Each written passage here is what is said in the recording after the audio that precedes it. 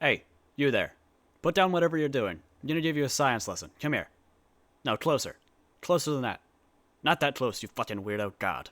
The first law of thermodynamics states that if you don't have a receipt, you can only return the item for store credit. The second law of thermodynamics states the universe always tends towards a higher state of entropy. What that really means is that the universe always tends more toward chaos. And what I'm about to show you is a prime example of that. In fact, I'll bet you, just based off the amount of tits, blood, and gore that go flying everywhere in this video, the universe is a little behind on its chaos quota for the day. As you can see, we begin at a place where no good things begin. The Planet Fitness parking lot. I'd venture to say the only good thing you can do at a Planet Fitness is leave. Yeah, I mean, we're home, I'm home. I've been homeless at that time.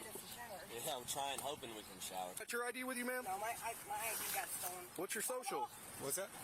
Talking to the cat. Oh. Meow. What's your social, ma'am? I don't know by heart, but I can get my social security card. Yeah, that'll work too. For 42-year-olds, that don't know social. She's 42 years old. She's hiding something. Sergeant Social Security here offers a taker that I don't really agree with. I don't think it's that crazy to not know your social security number. I'm just gonna say it. Maybe he'll come to my house and fucking arrest me. He can't get me though, because I do know it.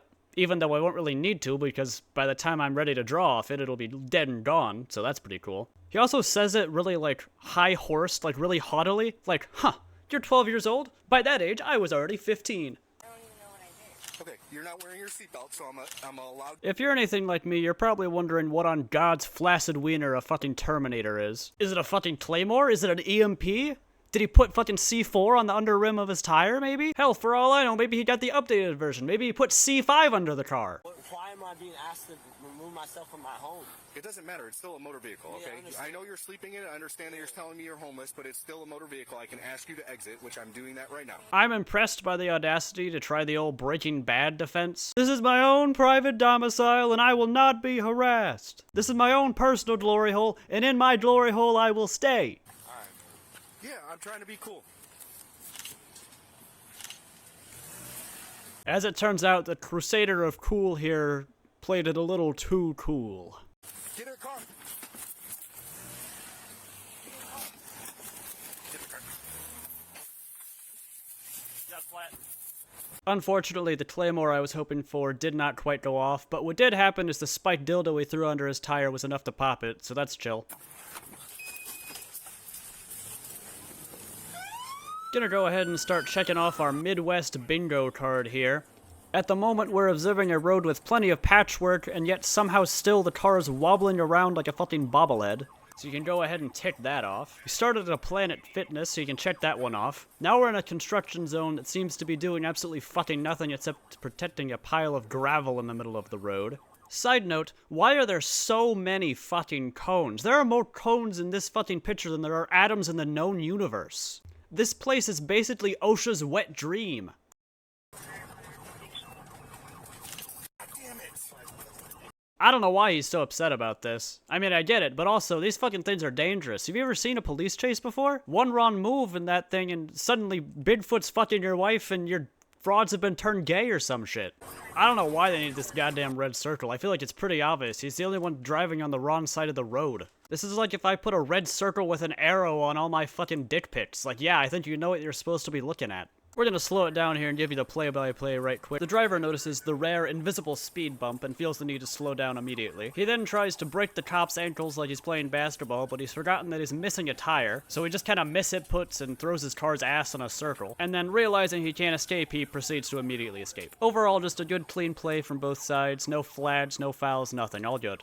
The vessel has now reached the part of the voyage where the crew realizes that they're going down, and in order to keep afloat, they must lose all excess weight. This video calls it disposing of evidence. I prefer to call it keeping the ship afloat. I personally find the implication that they're doing something nefarious to be rather insulting to ship crews everywhere.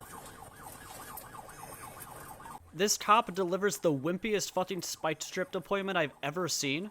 He basically just walked out there and hot potatoed that shit. Our boy takes the inside line, he knows his racing techniques well. He then proceeds straight into the Lowe's parking lot, which is another thing you can tick off of your Midwest bingo card.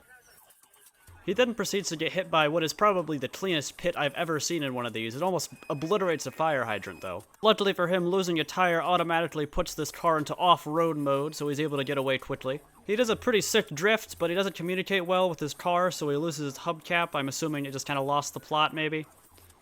Now, believe it or not, at this point, he either engages the afterburners or the goddamn cloaking device because he fucking disappears. There's a solid, almost a minute here, where they have to wait until the goddamn UAV pulls up so they can get a lock on him again. And when the goof troop finally does pull up on this guy, they do it in goddamn cop centipede fashion. And whoever is at the head of this centipede must be stuck behind a geriatric wheelchair driver, because they are not going fast at all. And while the Officer Ouroboros is happening on the other side of town, this officer stumbles upon those guys like he stumbled upon a cryptid in the woods. Now, the way they censored this, I couldn't really tell what was happening. I thought maybe they were gonna, like, return to sender the spiked dildo from earlier, but it turns out they were smoking meth. Which, I'd argue you could take off your Midwest bingo card, but at the same time, that could go on most places' bingo cards. So, you know, honor system, I guess. They make the executive decision to pull back before somebody gets hurt, and that's all well and good, but then he proceeds to immediately try to carjack some people.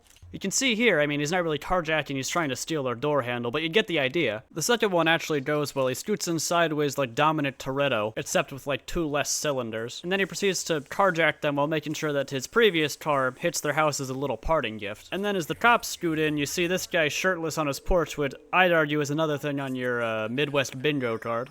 And then why the fuck does this goddamn body cam have an altimeter on it? Are they gonna launch him in a catapult and see how high he goes? Like, why do you need that? And then this cop sees the driver go over the spikes, and he's like, ooh, that looks fun, I wanna do it too.